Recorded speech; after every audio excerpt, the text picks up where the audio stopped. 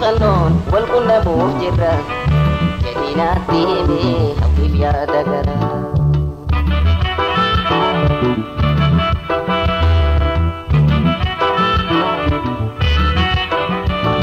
Dadhabaa shiraatu nu iddootti jarri Oromiyaa guutuu keessanaaf marmaari kabaaf amma kibbaa baabii dhiyaatti nalawwan koo maraa nagorii biratti dhagayuudhaan gabbee qunnamuun dadhabee oduu isaanii dhabee.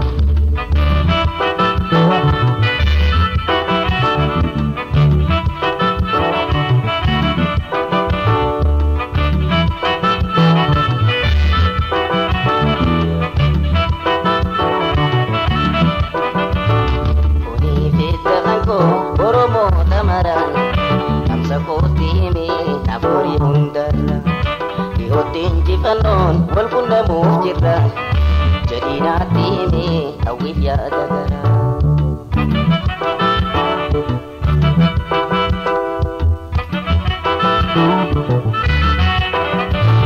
Karrayyuu jalqabii shawaa waliin gahii gama walloo gorii kamiseen fullarii mormor gamaa jahii bahii waan baratti wallaggaa horrooda ammaa soosaatti qabsaa'oota magii hawwii waliin tuqiinka himimmaan koo hagii.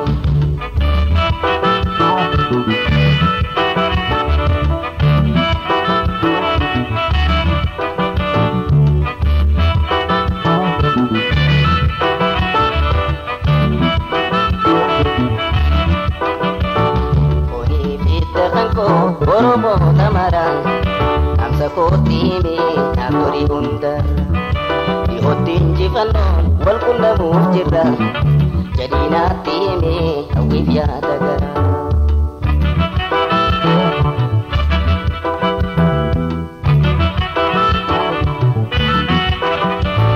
Jimmaa fi Aggaroo Mattuudhaa fi Goree Dhaamsaanaaf Qunnabii Dagaddee kan tarree Gamuu fi Sidaamoo amma Mooyyaleetti Dalloof roobeen kottu asallaan gugutti Anja'uun dhagayii tiibii gattaa'eega rakkadhuu naaf jibi.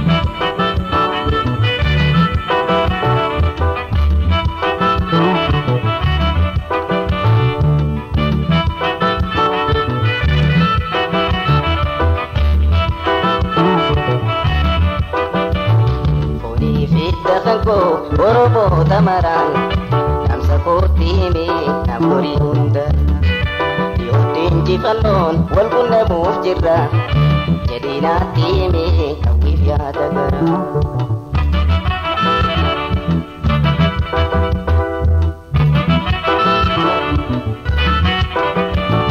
Kanneen baadiyyaadhaa gahuu dadhabdullee magaaluu madaamsaa qunnamuu kan oollee afaan kan koo tahii himiif yaada kan koo yeroof wal qunnamtiin nutti taatus rakkoo fageenyiiru niiru garri garaa muruuga wal qunnamna goruu.